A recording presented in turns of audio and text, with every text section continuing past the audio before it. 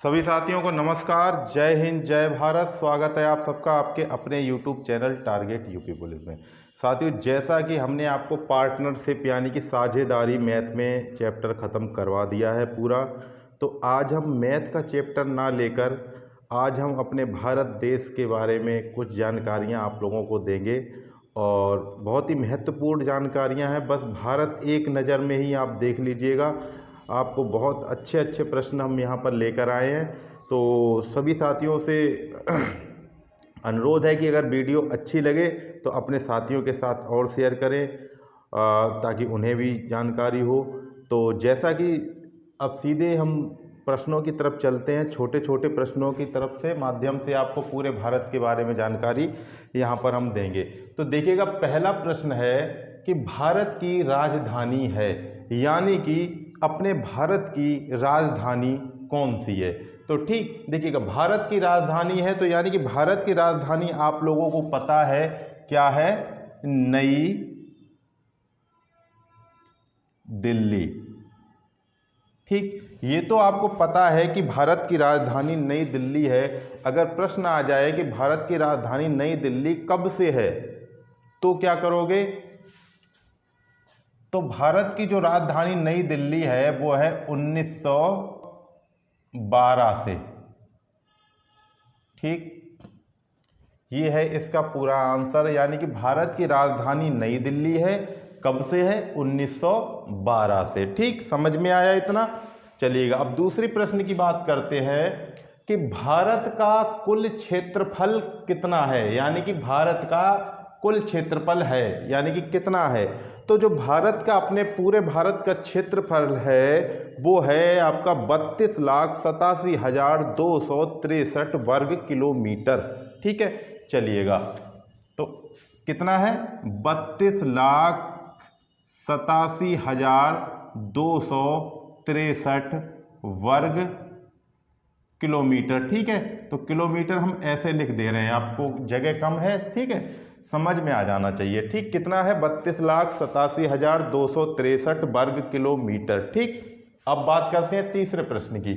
देखिएगा, तीसरा प्रश्न है कि क्षेत्रफल की दृष्टि से विश्व में भारत का स्थान है, यानी कि क्षेत्रफल की दृष्टि से पूरे विश्व में भारत का कौन सा स्थान है। तो यहाँ पर कौन सा स्थान होगा, यानी कि पूरे विश्व के क्षेत्रफल की दृष्टि से जो अपने भारत का स्थान है वो 7वें नंबर पर आता है। ठीक है, तो कौन सा है?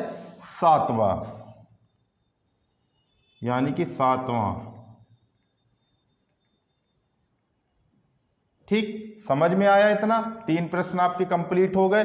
अब बात करते हैं कि भारत का क्षेत्रफल पूरे विश्व के क्षेत्रफल का है। ठीक, देखिएगा, यहां पर यह पूछा गया है कि भारत का क्षेत्रफल पूरे विश्व के क्षेत्रफल का कितने प्रतिशत है। तो भारत का जो क्षेत्रफल है वो पूरे विश्व के क्षेत्रफल का 2.42% है। कितना है? 2.42%। तो कितना हो जाएगा? 2.42%। ठीक, चलिएगा, इतना प्रश्न आपको कंप्लीट हो गया। देखिए, सुनने मात्र से ही आपको याद हो जाएंगे, ज़्यादा टाइम नहीं लगाएंगे हम यहाँ पर। ठीक, देखिएगा, अब बात करते हैं नेक्स्ट प्रश्न की। तो भारत की पूर्व से पश्चिम तक की लंबाई है। ठीक, यानी कि पूछने का मतलब ये है कि भारत की पूर्व से लेकर पश्चिम तक की लंबाई कितनी है। ठीक, तो कितनी है? 2,933 किलोमीटर। ठीक, भारत की पूर्व से पश्चिम तक की लंबाई कितनी है? 2,933 किलोमीटर। ठीक, प्रश्न समझ में आ गया होगा। ठीक है, अब बात करते हैं नेक्स्ट प्रश्न की। देखिएगा, नेक्स्ट प्रश्न में है कि भारत की उत्तर से दक्षिण तक की लंबाई है, यानी कि यहां पर देखिए भारत की पूरब से पश्चिम तक की लंबाई कितनी है? 2,933 किलोमीटर, पूरब से पश्चिम तक की लंबाई। ठीक, अब बात कर रहा है कि भारत की उत्तर से दक्षिण तक की लंबाई कितनी है, ठीक, यानी कि उत्तर से दक्षिण तक की लंबाई कितनी है। तो उत्तर से दक्षिण तक की जो लंबाई है पूरे भारत की वो है 3214 किलोमीटर, ठीक, कितनी है, 3214 किलोमीटर,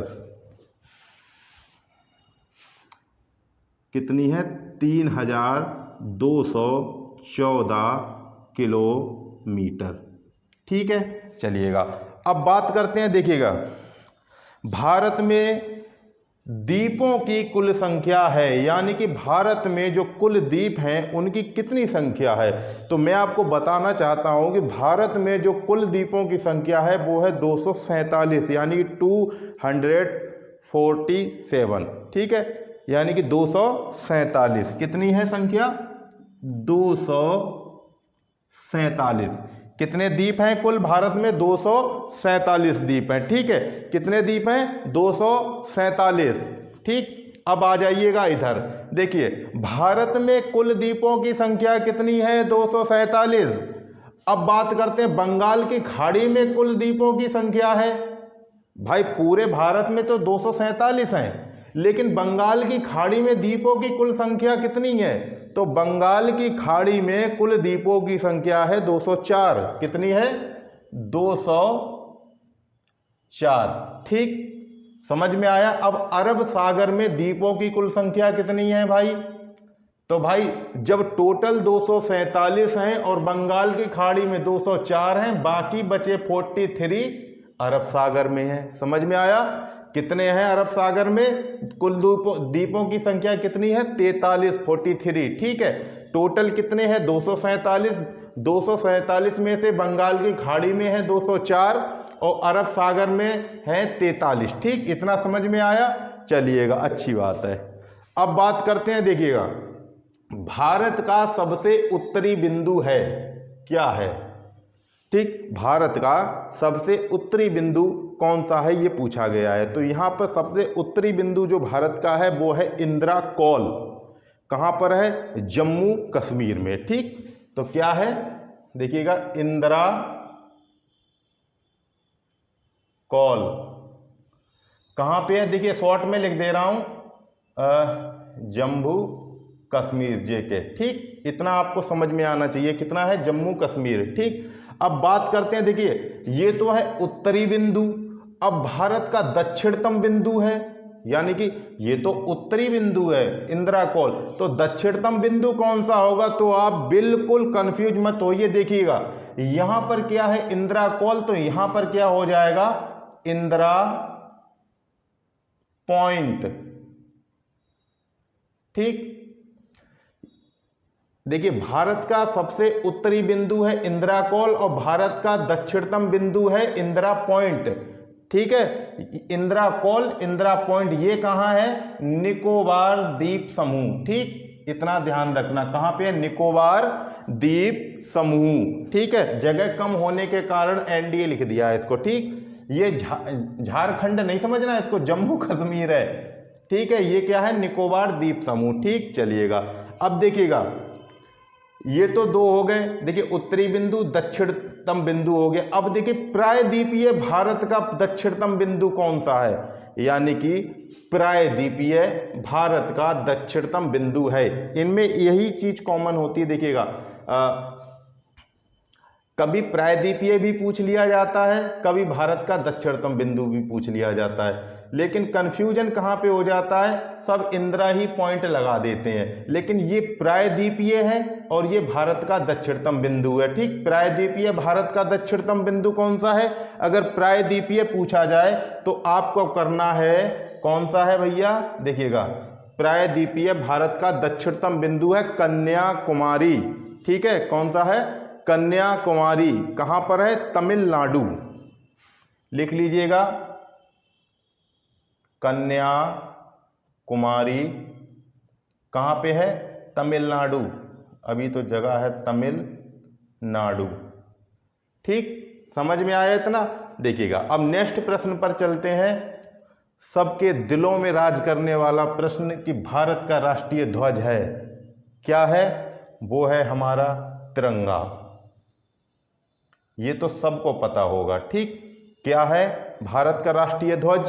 तिरंगा। चलिएगा, अब देखिएगा, भारत का जनसंख्या की दृष्टि से विश्व में स्थान। देखिएगा, यहां क्षेत्रफल की दृष्टि से विश्व में स्थान आपको पता है 7वां है। ठीक है, अब देखिएगा, यहां पर जनसंख्या की दृष्टि से पूछा है कि पूरे विश्व में भारत का जनसंख्या की दृष्टि से कौन सा स्थान है। ये तो आपको पता ही है भैया, कौन कौन सा है, यानी कि स्थान हमारा है दूसरा।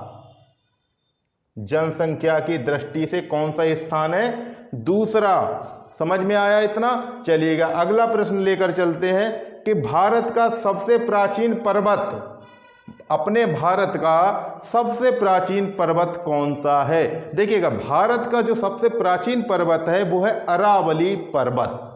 ठीक, कौन सा है? अरावली। देखिएगा, अब भारत का सबसे प्राचीन पर्वत कौन सा है? अरावली। अब ये तो आपको पता है अरावली है, लेकिन अगर ये प्रश्न में आ जाए कि अरावली पर्वत कहां पर है, फिर क्या करोगे? तो कहां पर है भैया? राजस्थान में। ठीक, कहां पर है? राजस्थान में। ठीक, समझ में आया इतना? अब देखिएगा, प्रश्न नेक्स्ट है कि भारत में सर्वाधिक वनाच्छादित राज्य कौन सा है? भारत में वनों वाला सर्वाधिक राज्य कौन सा है, यानी कौन सा है? आ जाइएगा यहां पर, एमपी यानी कि मध्य प्रदेश। ठीक, कौन सा है? मध्य प्रदेश। उम्मीद करते हैं कि हमने जितने आपको यहां पर प्रश्न बताए आपको याद हो चुके होंगे, सुनने मात्र से ही याद हो जाते हैं। आप स्क्रीनशॉट ले लीजिएगा। अभी और प्रश्नों के साथ चलते हैं, फिर देख लीजिएगा। देखिए साथियों, कुछ और नए प्रश्नों के साथ में। हाँ, तो जैसा कि देखिए, थोड़ा लिखने में टाइम लग जाता है, अपना छोटा सा बोर्ड है भाई, कोई डिजिटल बोर्ड है नहीं जो धनाधन करते रहो, तो टाइम लग जाता है थोड़ा सा। ठीक है, चलिए, तो अगला प्रश्न है कि भारत का सबसे बड़ा रेगिस्तान, यानी कि भारत का सबसे बड़ा रेगिस्तान कौन सा है भाई? थार मरुभूमि। कौन सा है? थार मरुभूमि। चलिएगा, तो कौन सा है भाई? देखिएगा, थार मरुभूमि। ये कहां पर है? ये है राजस्थान में। ठीक है, शॉर्ट में दिख रहा हूं, राजस्थान। ठीक, कहां पर है? राजस्थान में। ठीक है, चलिए पूरा ही लिख दूं।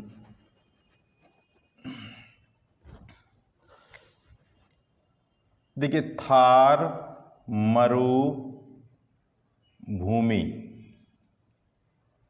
कहां है? राजस्थान में। ठीक, समझ में आया? चलिएगा, अगला प्रश्न है, सबसे बड़ा राष्ट्रीय राजमार्ग है, यानी कि भारत का सबसे बड़ा राष्ट्रीय राजमार्ग कौन सा है? वो है आपका NH7। ठीक है, कौन सा है? NH7। देखिए, NH7।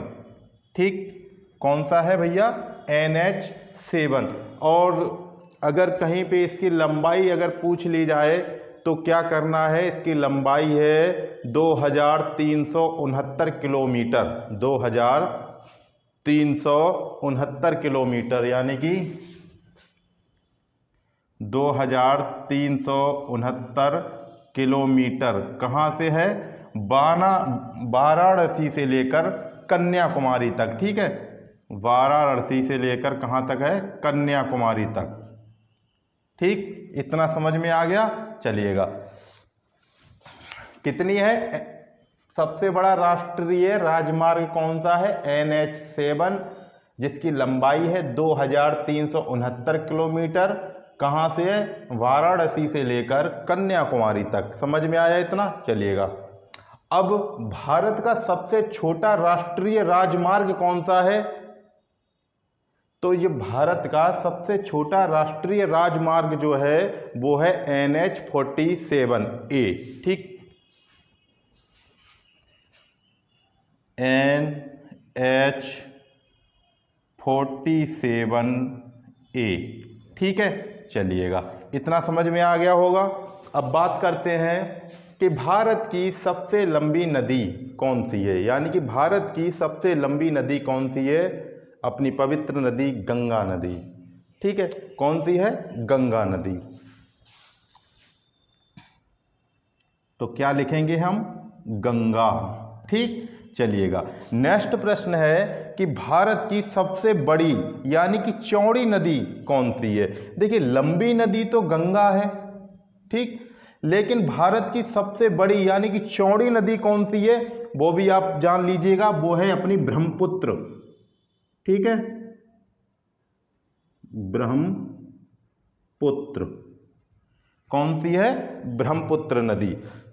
भारत में सर्वाधिक वर्षा वाला स्थान, भारत में, अपने भारत में सबसे अधिक वर्षा वाला स्थान कौन सा है?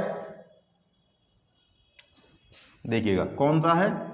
मासिन राम मेघालय। ठीक है, समझ में आ गया, मासिन राम कहाँ पे है? मेघालय में। चलिएगा, इतने तो आपको प्रश्न याद भी हो गए होंगे, 2-4 तो इसमें से। चलिएगा, अब बात करते हैं भारत में न्यूनतम वर्षा वाला स्थान कौन सा है? ये तो अधिकतम वर्षा वाला स्थान था, यानी कि सर्वाधिक वर्षा वाला भारत में स्थान कौन सा है? मासिन राम मेघालय। और न्यूनतम यानी कम से कम वर्षा वाला स्थान कौन सा है? तो ये है अपना लेह। कहां पर है? कश्मीर। ठीक, चलिएगा, अब बात करते हैं, देखिए, क्षेत्रफल की दृष्टि से सबसे बड़ा राज्य है, यानी कि भारत में क्षेत्रफल की दृष्टि से सबसे बड़ा राज्य कौन सा है? तो वो है अपना राजस्थान। क्षेत्रफल की दृष्टि से सबसे बड़ा राज्य कौन सा है? राजस्थान। ठीक, तुरंत नीचे है आपका कि क्षेत्रफल की दृष्टि से सबसे छोटा राज्य। ठीक, देखिएगा, क्षेत्रफल की दृष्टि से सबसे बड़ा राज्य है राजस्थान। और नेक्स्ट प्रश्न है कि क्षेत्रफल की दृष्टि से सबसे छोटा राज्य कौन सा है? तो छोटा राज्य है अपना गोवा। ठीक, कौन सा है? गोवा। चलिएगा, तो नेक्स्ट प्रश्न है कि भारत में हिमालय की सबसे ऊंची चोटी है। भारत में हिमालय की सबसे ऊंची चोटी है, यानी कि भारत में हिमालय की सबसे ऊंची चोटी कौन सी है? वो है आपकी कंचनजंगा।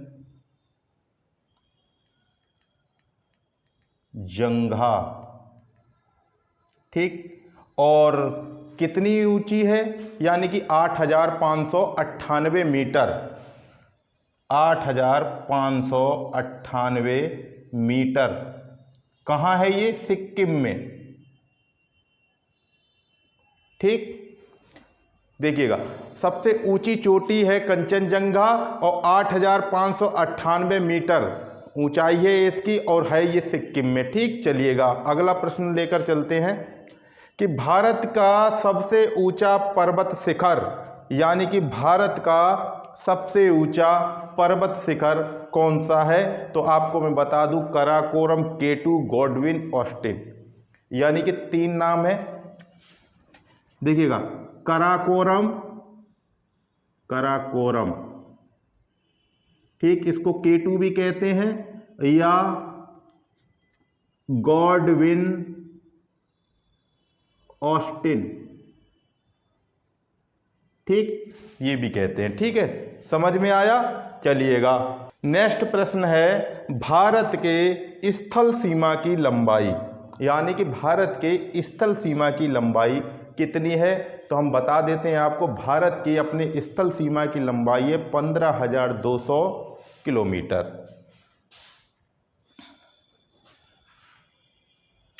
15,200 किलोमीटर।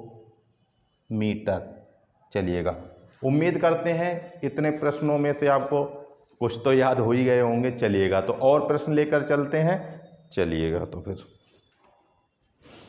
तो देखिए फिर से साथियों सवालों के साथ हैं कि भारत के मुख्य धरातल की समुद्री सीमा की लंबाई है, यानी कि भारत के मुख्य धरातल की समुद्री सीमा की लंबाई कितनी है। तो ये लंबाई है आपकी 6100 किलोमीटर, यानी कि 6100 किलोमीटर। ठीक, चलिएगा। देखिए अब प्रश्न है हमारा दूसरा कि भारत की मुख्य भूमि लक्षद्वीप समूह और अंडमान निकोबार द्वीप समूह के समुद्र तट की कुल लंबाई कितनी है। देखिएगा इसकी कुल लंबाई है 7516.6 किलोमीटर। कितनी है? 7516.6 किलोमीटर, यानी कि 7516.6 किलोमीटर। ठीक, समझ में आया इतना। अब देखिएगा भारत का सबसे अधिक नगरीकृत राज्य है, यानी कि भारत का सबसे अधिक जो नगरीकृत राज्य है वो है हमारा गोवा। कौन सा है? गोवा। याद कर लीजिएगा, वहीं पे अंग्रेज फंग्रेज ज़्यादा आते हैं। अब देखिएगा सर्वाधिक लंबी तटरेखा वाला राज्य, यानी कि भारत की सर्वाधिक लंबी तटरेखा वाला राज्य कौन सा है आपका? वो है हमारा गुजरात। ठीक, कौन सा है? गुजरात। चलिएगा अगला प्रश्न है हमारे बीच में कि सर्वाधिक लंबी प्रायद्वीपीय तटरेखा वाला राज्य कौन सा। देखिए सर्वाधिक लंबी तटरेखा वाला राज्य तो गुजरात है, लेकिन सर्वाधिक लंबी प्रायद्वीपीय तटरेखा वाला राज्य है हमारा आंध्र प्रदेश। कौन सा है? आंध्र प्रदेश। तो लिख लीजिएगा आंध्र प्रदेश। चलिएगा देखिए भारत के मध्य से गुजरने वाली रेखा है, ये तो आप सभी लोगों को पता होगा कि भारत के मध्य से गुजरने वाली रेखा है कर्क रेखा। और कितने राज्यों से होकर गुजरती है? 8 राज्यों से होकर गुजरती है। उन राज्यों के नाम अभी यहाँ पर नहीं बता सकता, बहुत टाइम लग जाएगा, तो प्रश्न के मुताबिक चलते हैं, उनको भी मैं आपको बता दूंगा नेक्स्ट क्लास में।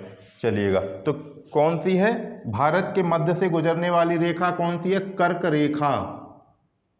कर्क रेखा कितने राज्यों से? 8 राज्यों से। 8 राज्यों से होकर गुजरती है। चलिएगा नेक्स्ट प्रश्न पे चलते हैं। देखिए भाई ये बोर्ड है यार, इस पे हम ज़्यादा नहीं कर सकते हैं बस। ठीक, एक तो लिखना पड़ता है, फिर मिटाओ फिर लिखो। ठीक, तो देखिएगा भारतीय मानक समय तथा ग्रीनविच समय के बीच अंतर है। ठीक है, यानी कि प्रश्न है भारतीय मानक समय तथा ग्रीनविच समय के बीच अंतर कितना है। तो अंतर भैया है 5 घंटा 30 मिनट। ठीक, कितना है? 5 घंटा 30 मिनट का। ठीक है, चलिएगा तो ये भी क्लियर हो गया। अब देखिए क्षेत्रफल की दृष्टि से भारत का सबसे बड़ा जिला, अभी आपने राज्य देखा था, अब देख लीजिएगा जिला कि भारत क्षेत्रफल की दृष्टि से भारत का सबसे बड़ा जिला कौन सा है। तो आज जान लीजिएगा सबसे बड़ा जिला है हमारा लद्दाख। कौन सा है? लद्दाख। कहाँ है? जम्मू कश्मीर। ठीक, चलिएगा। और क्षेत्रफल की दृष्टि से भारत का सबसे छोटा जिला कौन सा है? यह तो बड़ा जिला हो गया। क्षेत्रफल की दृष्टि से भारत का सबसे छोटा जिला कौन सा है वो भी आप जान लीजिएगा, वो है थाडबल। थाडबल कहाँ है? मणिपुर। ठीक, चलिएगा अब देखिएगा मुख्य प्रश्न कि भारतीय राष्ट्रीय ध्वज के लंबाई और चौड़ाई का अनुपात क्या है। ठीक, तो ये चीज तो सबको पता होनी चाहिए। ठीक है, क्या है अनुपात? 3:2। याद रख लेना क्या है? भारतीय राष्ट्रीय ध्वज के लंबाई और चौड़ाई का अनुपात कितना है? प्रश्नों में कई बार एग्जाम में पूछा भी जा चुका है। तो कितना है? 3:2। ठीक, चलिएगा। भारत का राज्य चिन्ह सिंह शीर्ष लिया गया है, कहाँ से लिया गया है भाई? भारत का जो राज्य चिन्ह है, जो शेर का वो चेहरा है, वो कहाँ से लिया गया है? तो मैं आपको बता दूं, वो लिया गया है अशोक स्तंभ से। कहाँ से लिया गया है? देखिए, अशोक स्तंभ। ठीक, कहाँ से लिया गया भैया? अशोक स्तंभ से। और ये है कहाँ पे? सारनाथ में, सारनाथ। ठीक,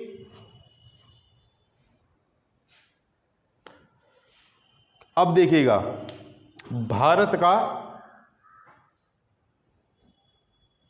कौन है यार? नेक्स्ट प्रश्न है कि भारत का राष्ट्रीय गान क्या है?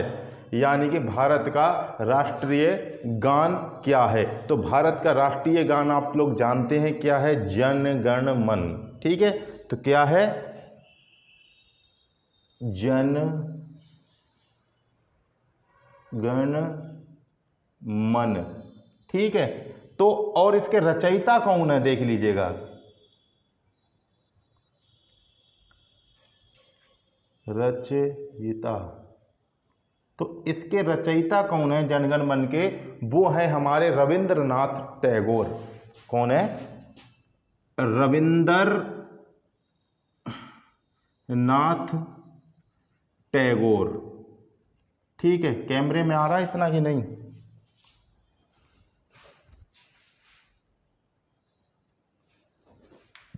चलिएगा,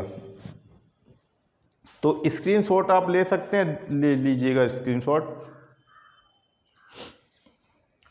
तो साथियों, आज के लिए इतनी क्लास काफ़ी है। अभी भारत के बारे में और जानकारियां रह गई हैं, वो हम आपको अपनी नेक्स्ट क्लास में देंगे।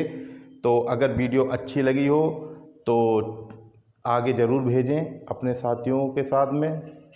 तो मिलते हैं अगली नेक्स्ट वीडियो में, कल ही मिलेंगे। इसकी नेक्स्ट वीडियो अभी है, ठीक है। तो तब तक के लिए नमस्कार, जय हिंद, जय भारत।